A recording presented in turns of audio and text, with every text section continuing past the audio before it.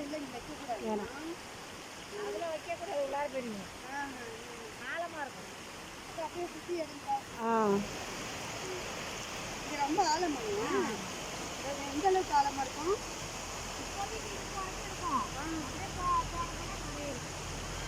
நல்லா இருக்கும் வீடு.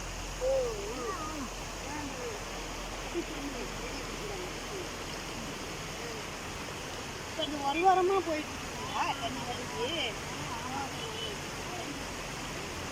நேற்றுக்கு தான் தெரியும் தண்ணி வரது போகணும். ஆனால் தண்ணி ஸ்மெல் அடிக்குது மீன் கிடக்கிறதுனால.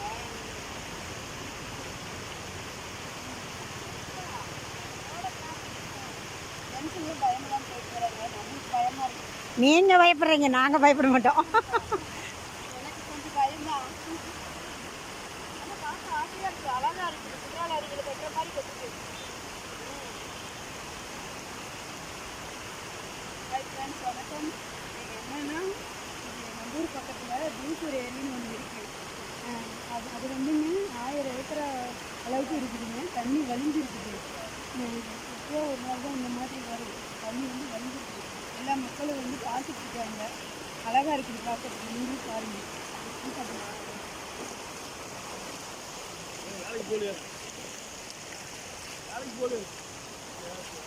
ஓகே, கட் பண்ணவா?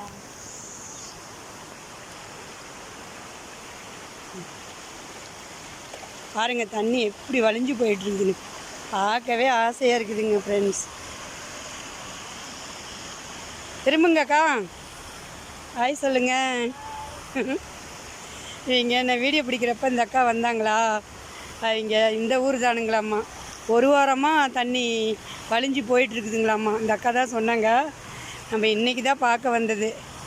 பாருங்கள் கடல் போல் தண்ணி காட்சி அளிக்குதுங்க ஃப்ரெண்ட்ஸ். தண்ணி பாருங்கள் எவ்வளோ அழகாக கொட்டிக்கிட்டு இருக்குது.